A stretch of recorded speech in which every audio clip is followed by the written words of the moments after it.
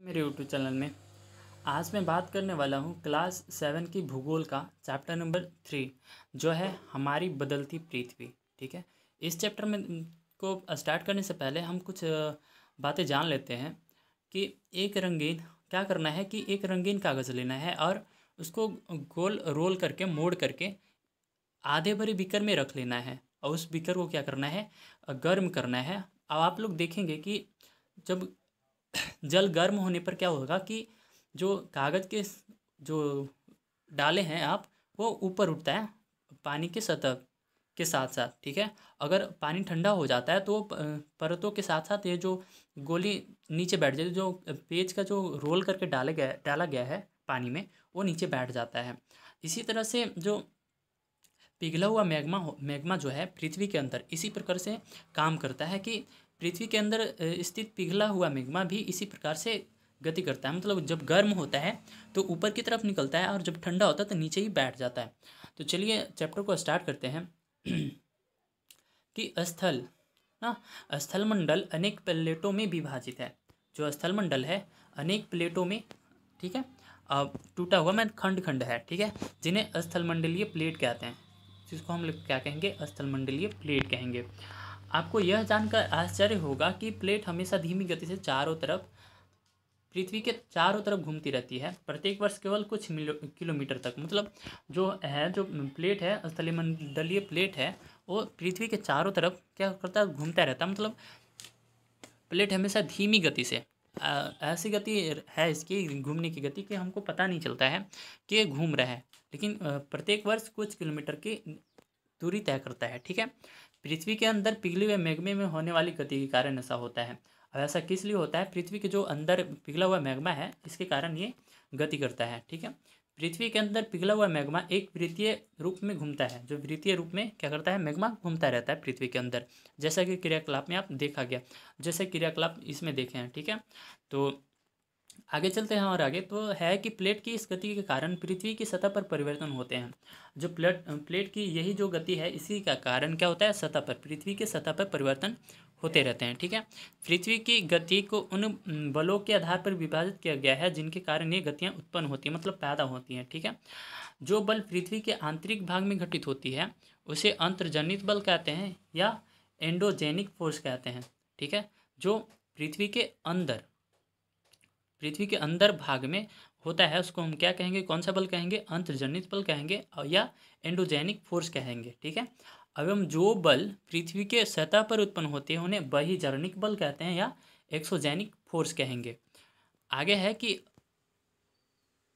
अंतर्जनित बल कभी आकस्मिक गति, ठीक है, करते हैं तो कभी धीमी गति करते हैं। आकस्मिक मतलब तेज गति करते हैं, कभी धीमी गति करते हैं। भूकंप एवं ज्वालामुखी जैसी आकस्मिक गति के कारण पृथ्वी की सतह पर अत्यधिक हानि होती है। मतलब बहुत ज़्यादा भूकंप और ज्वालामुखी जैसे आपदाओं के कारण बहुत ही ज़्यादा पृथ्वी पर हानि होती है। अब देखिए, पृथ्वी की गतियों को दो भागों में बांटा गया है। पहला है अंतर्जनित बल और दूसरा है बहिर्जनित बल। अंतर्जनित बल को दो भागों में बांटा गया है, आकस्मिक बल और पटन विरूपण बल। ठीक है, आकस्मिक बल में होता है भूकंप, ज्वालामुखी, भूस्खलन, और पटल विरूपण बल में होता है पर्वत निर्माणकारी बल। ठीक है, और यही अगर देखें बहिर्जनित बल को तो ये होता है अपरदन और निक्षेपण, नदी, बहता जल, पवन, समुद्री तरंग और हिमनद होता है। ठीक है, यहाँ पे देखिए कुछ शब्दवाली है। स्थलमंडलीय प्लेट किसको कहेंगे, ठीक है, भूपटरी में अनेक बड़ी एवं कुछ छोटी कठोर समान आकार की प्लेटें होती हैं। जो भूपटरी में अनेक बड़ी एवं कुछ छोटी कठोर समान आकार की प्लेटें होती हैं जिन पर महाद्वीप एवं महासागर की सतहें टिकी होती हैं, इनको क्या हम कहेंगे, स्थलमंडलीय प्लेट कहेंगे। चलिए आगे चलते हैं कि ज्वालामुखी भूपटरी पर खुला एक ऐसा छिद्र होता है, ऐसा ज्वालामुखी जो है भूपटरी पर खुला हुआ एक ऐसा होल होता है जिससे पिघले हुए पदार्थ अचानक निकलने लगते हैं, जिससे क्या होता है, जो मैग्मा होता है पृथ्वी के अंदर वो अचानक निकलने लगता है। यहाँ पे देखिए ज्वालामुखी का एक तो चित्र दिया गया है। यहाँ पे देखिए कुछ भाग हैं ज्वालामुखी के।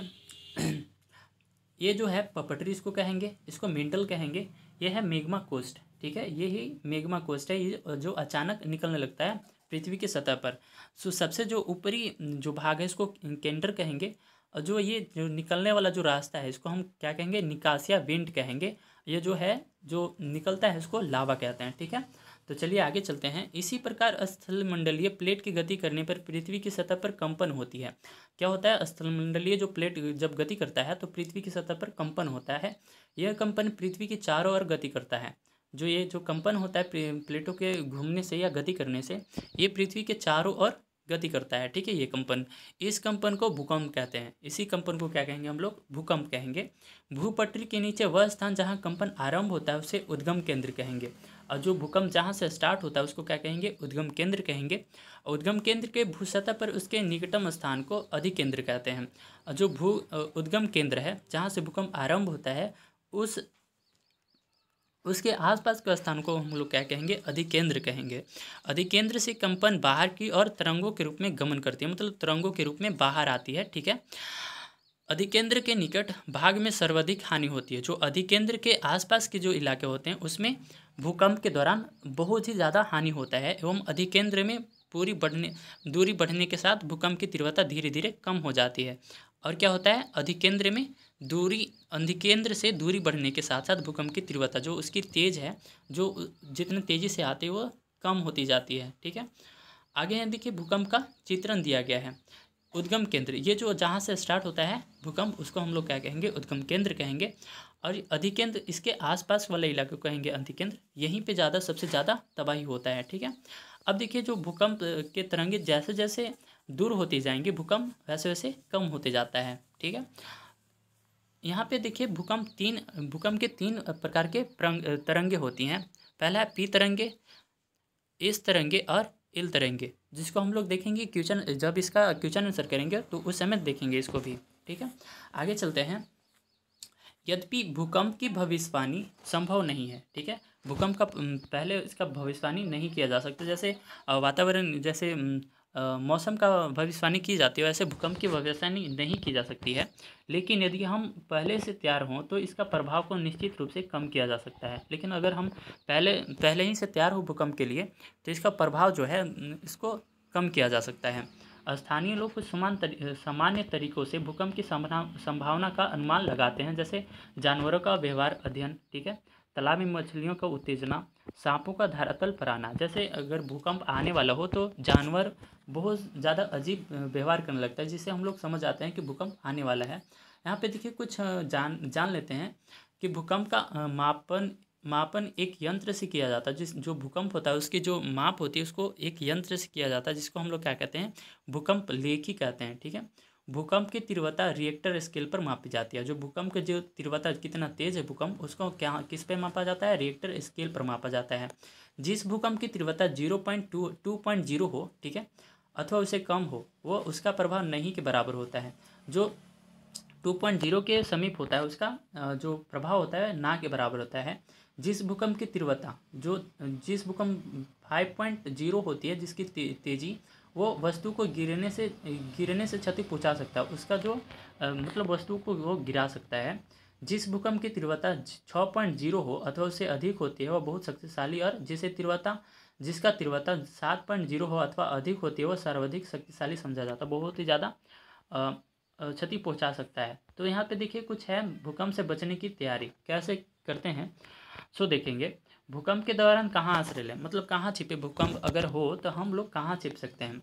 सुरक्षित स्थान कौन कौन से सुरक्षित स्थान है, रसोई के काउंटर, ठीक है, रसोई के काउंटर या मेज के नीचे। अगर भूकंप है अगर आप घर में हैं तो रसोई के काउंटर या मेज के नीचे छिप जाएं, या दीवार के अंदरूनी कोने में। अगर घर के अंदर हैं तो दीवार के अंदरूनी कोने में, जो अंदर वाला जो कमरा होता है उसके कोने में जाकर छिप जाएं, इनसे दूर रहें। और अगर घर में है तो इनसे दूर रहें।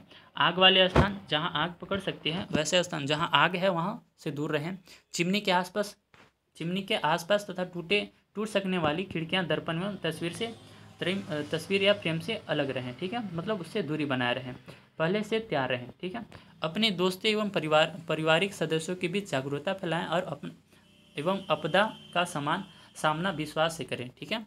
यही है जो भूकंप से कम हानि होने से बचाया जा सकता है, मतलब इससे बच सकते हैं भूकंप से। आगे है मुख्य स्थलकृतियाँ हैं, ठीक है। आगे है कि अपक्षय एवं अपरदन, ठीक है, नामक दो प्रक्रमों द्वारा दृश्य भूमि लगातार विघटित होती रहती है। विघटित मतलब बदलते रहती है। पृथ्वी की सतह पर सेल के टूटने से अपक्ष की क्रिया होती है। जब सेल टूटता है पृथ्वी की सतह पर तब क्या होता है, अपक्ष की क्रिया होती है। अब भूदृश्य पर जल, पवन एवं हिम जैसे विभिन्न घटनाओं के दौरान होने वाले यक्ष का अपरदन कहते हैं, ठीक है। सेल के टूटने को क्या कहेंगे, कौन सा क्रिया कहेंगे, हम उसको अपक्ष क्रिया कहेंगे। और जल, पवन, हिम जैसे विभिन्न घटनाओं को द्वारा होने वाले क्षय को हम लोग क्या कहेंगे, अपरदन कहेंगे, ठीक है। नुकसान को हम, क्षय मतलब नुकसान, मतलब क्या कहेंगे, इसको अपरदन कहेंगे। वायु, जल आदि अपरदित पदार्थ को एक स्थान से दूसरे स्थान पर ले जाते हैं। क्या होता है, वायु और जल आदि अपरदित पदार्थ को एक स्थान से दूसरे स्थान तक ले जाते हैं, ठीक है। और फलस्वरूप एक स्थान पर निक्षेपित करते हैं, मतलब छोड़ देते हैं। अपरदन एवं निक्षेपण ये प्रक्रम पृथ्वी के धरातल पर विभिन्न स्थलाकृतियों का निर्माण करता है, ठीक है। जैसे बहुत सारे उबड़ खाबड़ जो होता है आकृति बन जाता है, एक इनके द्वारा होता है, वायु और जल के कारण होता है, ठीक है। और सेलों के टूटने के कारण से होता है, ठीक है। कुछ जानने से पहले हम लोग जान लेते हैं कि विश्व के हजारों छोटे छोटे जल प्राप्त हैं। जल प्राप्त मतलब वाटरफॉल। सबसे ऊंचा जल प्राप्त दक्षिण अमेरिका के वेनेजुएला के एंजेल जल प्राप्त है, ठीक है। नाम क्या है, एंजेल, वेनेजुएला के एंजेल जल प्राप्त सबसे ऊंचा है। अन्य जल प्राप्त उत्तरी अमेरिका में, कनाडा तथा संयुक्त राज्य अमेरिका में, ठीक है, की सीमा पर स्थित है, मतलब वहाँ है, ठीक है। नियाग्रा जल प्राप्त। और अफ्रीका में जाम्बिया एवं जिम्बाब्वे की सीमा पर स्थित विक्टोरिया जल प्राप्त। ऐसे जल प्राप्त मतलब वाटरफॉल हैं, ठीक है। आगे है नदी के कार्य। नदी क्या क्या करता है, नदी के जल से दृश्य भूमि का अपरदन होता है। जो दिखने वाला जो भूमि होता है उसका अपरदन होता है, मतलब उसका कटाव होता है। जब नदी किसी खड़े ढाल वाले स्थान से अत्यधिक कठोर सेल या खड़े ढाल वाली घाटियां में गिरती है तो यह जल प्राप्त मतलब वाटरफॉल का निर्माण करती है। जैसे यहाँ पे वाटरफॉल का चित्र दिया गया है। जैसे यहाँ पे देखिए कैसे खाड़ी में गिर रहा है ना, वाटर जो है खाड़ी में गिर रहा है, तो इसको हम लोग कहेंगे वाटरफॉल कहेंगे। आगे है जब नदी मैदानी क्षेत्र में प्रवेश करती है तो वह मुड़दार मार्ग पर बहने लगती है। जब बहुत ज़्यादा मुड़ मुड़ कर बहने लगती है, नदी के इन्हीं बड़े मुड़ों को विसर्प कहते हैं। जब ये मुड़ मुड़ कर बहने लगती है मैदान में आने के बाद तो इसको क्या कहेंगे, विसर्प कहेंगे। इसके बाद विसर्पों के किनारे पर लगातार अपरदन में निक्षेपण शुरू हो जाता है। बहुत ज़्यादा मिट्टी का कटाव और जमाव शुरू हो जाता है। विसर्प लूप के सिरे निकट आते जाते हैं। जो विसर्प है उसके सिरे क्या हो जाते हैं, निकट आने लगते हैं।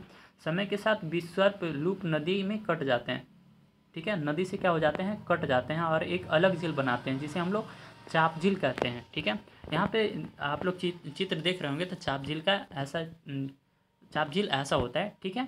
आगे चले अगर तो जिसे चाप झील भी कहते हैं। कभी कभी नदी अपने तटों से बाहर बनने लगती है। कभी कभी क्या होता है ना, नदी अपने तटों से, ठीक है, बाहर बनने लगती है। फलस्वरूप निकटवर्ती क्षेत्र जो आसपास के इलाके हैं उनमें बाढ़ आ जाती हैं। बाढ़ के कारण नदी के तटों के निकटवर्ती क्षेत्र में महीन मिट्टी एवं अन्य पदार्थों का निक्षेपण मतलब जमाव होने लगता है। ऐसी मिट्टी एवं पदार्थों को अवसाद कहते हैं। जो जम जाता है आसपास के इलाकों में नदी के द्वारा लाए गए छोटे छोटे मिट्टी के कणों और पदार्थों को निक्षेपण मतलब जो जम जाता है उसको हम लोग क्या कहेंगे, अवसाद कहेंगे, ठीक है। इसमें समतल उपजाऊ बाढ़कृत मैदान का निर्माण होता है जिसको हम लोग डेल्टा भी कहते हैं, ठीक है। नदी के उथित तटों को तटबंध कहते हैं, ठीक है। उथित, नदी के उथित तटों को तटबंध कहते हैं, मतलब आसपास जो नदी के आसपास उसको क्या कहेंगे, तटपट क्षेत्र कहेंगे। समुद्र तक पहुँचते पहुँचते नदी का प्रवाह धीमा हो जाता है, बहुत ज़्यादा धीमा हो जाता है तथा नदी के अनेक धाराओं में विभाजित हो जाती है। जो नदी है वो समुद्र तक पहुँचते पहुँचते उसका जो गति है वो बहुत ज़्यादा धीमा हो जाता है और कई धाराओं में विभाजित मतलब कई धाराओं में टूट जाता है, बदल जाता है, जिसकी वितरिका कहा जाता है, जिसको हम लोग क्या कहेंगे, वितरिका कहते हैं। यहाँ पे देखिए नदी है, ठीक है, इसकी कई धाराएं हो गई है, बहुत सारे धाराएं निकल चुकी हैं जिसको हम लोग क्या कहेंगे, वितरिका कहेंगे। यहाँ नदी इतनी धीमी हो जाती है कि यह अपने साथ लाए मलबे को निक्षेपण करने लगती है, मतलब जमा करने लगती है एक जगह। प्रत्येक वितरिका अपने मुंह का निर्माण करती है। क्या कह रहा है कि प्रत्येक वितरिका जो है अपने मुहाने का निर्माण करती है। सभी मुहाने के अवसादों को संग्रह से डेल्टा का निर्माण होता है। जो जमा हो जाता है उनके द्वारा मिट्टी लाया गया, जो अवसाद लाए जाते हैं उनसे क्या होता है, डेल्टा का निर्माण होता है। ठीक है, आगे है समुद्री तरंगे के कार्य। ये तो नदी के कार्य देखे थे, आगे देखेंगे समुद्री तरंगों के कार्य। ठीक है, समुद्री तरंग के अपर्दन एवं निक्षेपण तटीय स्थलाकृतियों बनाते हैं, जो स्थलकृतियाँ बनाते हैं, तटीय स्थलकृतियाँ बनाते हैं। समुद्री तरंगे लगातार सेलों से टकराती रहती है। अब क्या होता है कि जो समुद्र के तरंगे होते हैं वो लगातार सेल मतलब चट्टानों से टकराते रहते हैं, जिससे दरार विकसित हो जाती है। चट्टानों में क्या होता है, दरार विकसित हो जाता है। समय के साथ ये बड़ी और चौड़ी होती जाती है और लगातार चट्टानों से टकराने से क्या हो जाती है, दरारें जो पड़ी होती है वो बड़ी और चौड़ी होती जाती है। इनको समुद्री गुफा कहते हैं। जब बहुत ज़्यादा चौड़ी हो जाती है तो इसको क्या कहेंगे, समुद्री गुफा कहेंगे। इन गुफाओं के बड़े होते जाने पर इनके केवल छत ही बचती है। अब जब वैसे होते होते क्या बचता है, केवल छत ही बचता है। तो इसको हम लोग क्या कहेंगे, जिसे हम लोग तटीय मेहराब कहते हैं। ठीक है, लगातार अपर्दन छत को भी तोड़ देता है। अब क्या होता है ना, जब लगातार अपर्दन होता है मतलब टूटते जाता है तो छत को भी तोड़ देता है और केवल दीवार बचती है। दीवार जैसी इन आकृतियों को स्टैक कहते हैं। जो दीवार बचती है उसको क्या कहेंगे, स्टेक कहेंगे। समुद्री जल के ऊपर लगभग ऊर्ध्वाधर उठे हुए ऊंचे शैल तटों को समुद्र विग्रु कहते हैं। ठीक है, समुद्र विग्रु किसे कहेंगे, जो समुद्र से समुद्री जल के ऊपर लगभग सर्वाधर उठे हुए ऊंचे शैल मतलब चट्टानों को, शैलीय तटों को। ठीक है, जो तट पर जो चट्टानें होते हैं उनको समुद्र भूर्गुरु कहते हैं। समुद्री तरंगे किनारे पर अवसाद जमा कर समुद्री पुलिन का निर्माण करती है, जिसको हम लोग बीच कहते हैं। ठीक है, आगे है हिमनद के कार्य। ये तो हम लोग पीछे देखे थे क्या के समुद्र के कार्य, आगे देखेंगे वाले हैं हम लोग हिमनद के कार्य। ठीक है, हिमनद अथवा हिमानी बर्फ की नदियाँ। जो हिमनद मतलब क्या, हिमानी बर्फ मतलब बर्फ की नदियाँ होती हैं। हिमनद अपने नीचे की कठोर चट्टानों से गोलासमी मिट्टी और पत्थरों को अपरदित कर देती है। जो है चट्टान, जो हिमनद क्या करती है, कठोर चट्टान, जो चट्टान होता है गोलासमी मिट्टी जो और पत्थरों को अपरदित कर देती है, काट देती है और गोलासमी मिट्टी एवं पत्थरों से भूदृश्य का अपर्दन करती है। जो दिखने वाले जो भूमि है उनकी क्या करती है, अपर्दन मतलब काट देती है, मतलब उसको उठाकर ले जाती है। हिमनद गहरे गर्तों का निर्माण करती है, मतलब खाई का निर्माण करती है। हिमनद क्या करती है, गहरे खाई का निर्माण करती है। पर्वतीय क्षेत्र में बर्फ पिघलने से उन गर्तों में जल भर जाते हैं। अब क्या, जो पर्वत का जो बर्फ होता है उसमें वो पिघलता है, तब उसमें क्या होता है, उन गर्तों में क्या होता है, जल भर जाता है, पानी भर जाता है और वे सुंदर झील बन जाते हैं, जिसके कारण क्या हो जाता है, वे सुंदर झील में परिवर्तन हो जाते हैं। हिमनद के द्वारा लाए गए पदार्थ जैसे छोटे बड़े सेल, ठीक है, छोटे बड़े पत्थर, रेत एवं तलछट मिट्टी निक्षेपित होते हैं, मतलब एक जगह जमा हो जाते हैं। ये निक्षेपण हिमनद हिमोड का निर्माण करता है। जब हिमनद के द्वारा लाए गए छोटे छोटे जो सेल होते हैं, रेत होते हैं और तलछट मिट्टी होती है, एक जगह जमा होती है, तो उससे क्या बनता है, हिमनद हिमोड का निर्माण हो जाता है। तो चलिए आगे चलते हैं, पवन के कार्य देखेंगे। अभी तो हम लोग देखें हिमनद के कार्य, आगे देखने वाले हम लोग पवन के कार्य देखने वाले हैं। ठीक है, क्या आपने कभी रेगिस्तान देखा है? अगर आप लोग देखे होंगे रेगिस्तान, अगर आप लोग गए होंगे तो कमेंट में ज़रूर बताइएगा। बालू टीडे के कुछ चित्र एकत्र करने का प्रयास कीजिए। जो रेगिस्तान का चित्र एकत्र करने का प्रयास करना है। ठीक है, अब चलिए देखते हैं पवन के कार्य क्या क्या होते हैं। रेगिस्तान में पवन अपर्दन एवं निक्षेपण का प्रमुख कारक है। जो पवन के द्वारा क्या होता है, रेगिस्तान में अपर्दन, ठीक है, और निक्षेपण।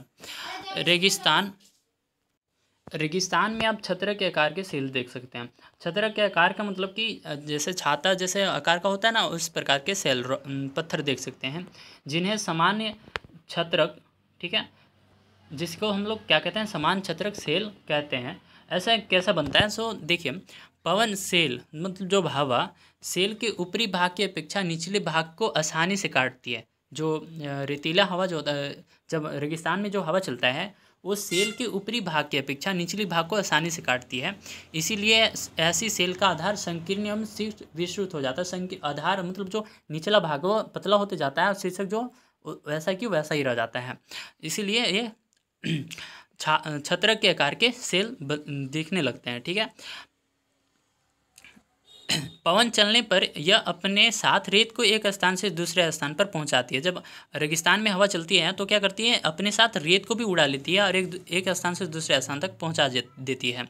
जब पवन का बहाव रुकता है, जब पवन रुक जाता है चलना, तो ये रेत गिरकर छोटी पहाड़ी बनाती है। मतलब जैसे आप लोग देख सकते हैं यहाँ पे जो ये वाला है, ये ऐसा जो दृश्य है रेगिस्तान में बहुत सारे होती है, ऐसे बन जाती है। कैसे बनती है, पवन के चलने से। ठीक है, इनको बालू टीबा भी कहते हैं। ठीक है, इनको क्या कहेंगे, बालू टीबा कहते हैं।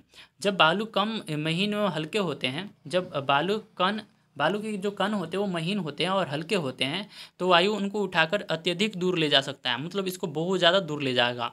जब ये बालू कण विस्तृत क्षेत्र में निक्षेपित हो जाते हैं, मतलब छोड़ दिए जाते हैं, तो इसे लोएस कहते हैं। ठीक है, क्या कहेंगे, इनको लोएस कहते हैं। चीन में विशाल लोएस नीचे पाया जाता है, बहुत ज़्यादा चीन में पाया जाता है। तो आशा करता हूँ कि ये चैप्टर आपको भली भांति समझ में आया होगा। अगर हमारे चैनल पर आप पहली बार आए हो तो चैनल को सब्सक्राइब और वीडियो को लाइक ज़रूर कीजिएगा। और ये वीडियो को अपने दोस्तों के साथ शेयर जरूर कीजिएगा। मिलते हैं आप लोगों के इसी चैप्टर के क्वेश्चन आंसर के वीडियो में। तब तक के लिए धन्यवाद।